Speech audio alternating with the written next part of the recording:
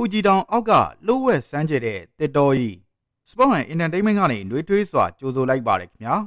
ဒီနေ့တော့ဂျပန်နိုင်ငံရဲ့အထင်ကရသင်္ကေတတစ်ခုဖြစ်တဲ့ Mount Fuji ဖူဂျီတောင်ရဲ့အောက်ခြေမှာတည်ရှိနေတဲ့လှုပ်ဝက်စမ်းကျဲတဲ့ Irokigahara တစ်တော်ကြီးအကြောင်းပြောပြပေးခြင်းပါတယ်တောင်ပေါ်ကလှပတဲ့မြင်ကွင်းနဲ့မတူပဲဒီတစ်တော်ကြီးဟာသူ့ရဲ့ထူးခြားတဲ့သဘာဝအခြေအနေတွေနဲ့သမိုင်းကြောင်းတွေကြောင့်ကမ္ဘာပေါ်မှာလူပြောအများဆုံးနေရာတွေကတစ်ခုဖြစ်နေပါတယ် Irokigahara ဟာ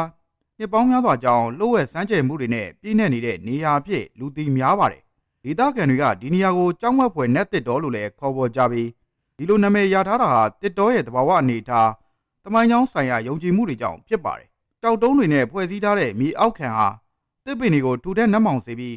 ထူးခြားတဲ့တိတ်ဆိတ်မှုကိုဖြစ်ပေါ်စေပါတယ်ပူဂျီတောင်ရဲ့ကြီးမားတဲ့အရိပ်အောက်မှာဒီတစ်တော်ဟာနှက်မောင်ပြီးတိတ်သီးစွာတည်ရှိနေပါတယ်ဒီလိုထူထပ်တဲ့တစ်ပင်တွေကြားကတိတ်ဆိတ်အေးချမ်းမှုကပဲ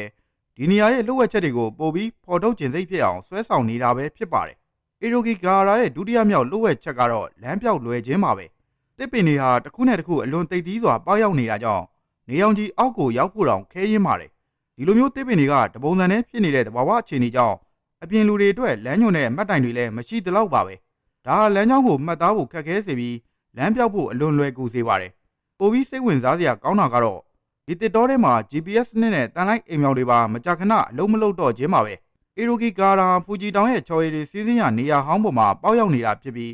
မြေကြီးအောက်မှာတန်တက်များတဲ့ကြောက်တုံးတွေများစွာရှိနေပါတယ်ဒီတန်တက်တွေရဲ့လွှမ်းမိုးမှုက electronic ပစ္စည်းတွေရဲ့လိုင်းတွေကိုအနှောက်အယှက်ဖြစ်စေတဲ့အတွက်ဤပညာကိုအားကိုးလို့မရတော့ပါဘူးဒီလိုတောနဲ့တဲ့အနေအထားလမ်းညွှန်ပစ္စည်းတွေရဲ့မတည်ငြိမ်မှုတွေကြောင့်တစ်တော်လေးကိုရောက်သွားတဲ့သူဟာအပြင်ကဘာနဲ့အဆက်အသွယ်လုံးဝပြတ်တောက်သွားသလိုခံစားရပါတယ်Irokigahara ရဲ့သဘာဝဖွဲ့စည်းပုံဟာတိတ်ဆိတ်ငြိမ်သက်ပြီး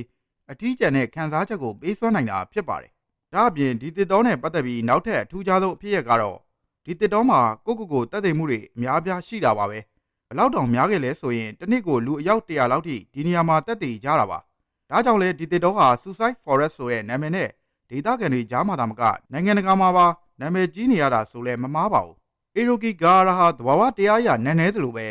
ယဉ်ကျေးမှုအရပါဝိညာဉ်ရေးရာလှုပ်ဝက်စမ်းကြယ်မှုတွေနဲ့ပြည့်နှက်နေပါတယ်ဒေသခံတွေရဲ့ယုံကြည်ချက်အရဒီတစ်တော်ကြီးဟာ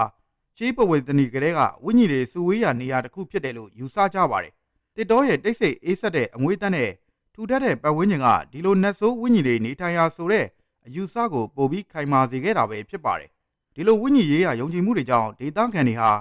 Irokigahara ကိုအလွန်မင်းကြောက်ရွံ့ပြီးလေးစားမှုရှိကြပါတယ်သူတို့ဟာဒီတစ်တော်ထဲမှာပျက်စီးဆုံးရှုံးခဲ့ရတဲ့ဝိညာဉ်တွေကိုစိုးရိမ်ပူပန်မှုနဲ့ရှောင်ရှားကြပါတယ်။ဒါဟာတစ်တော်ကိုရိုးရိုးတစ်တော်အဖြစ်မမြင်ပဲဒေသရဲ့သမိုင်းနဲ့ယဉ်ကျေးမှုတွေမှာအမြင့်တွယ်နေတဲ့ကြောက်ရွံ့ဖွယ်ကောင်းတဲ့အမှတ်အသားတစ်ခုဖြစ်သတ်မှတ်ထားတာကိုပြသနေပါတယ်။ Irokigahara ရဲ့သမိုင်းနဲ့လှုပ်ဝက်ချက်တွေဟာတကယ်ကိုစိတ်ဝင်စားစရာပါ။ဒီလိုမျိုးကမ္ဘာနေရာဒေသများအကြောင်းဘုသူတရစီမဲ့အကြောင်းအရာတွေကိုဆက်လက်ကြည့်ရှုခြင်းနဲ့ဆိုရင် channel ကို like လုပ်ပြီး subscribe လုပ်ခဲ့ကြပါဦးဗျာ။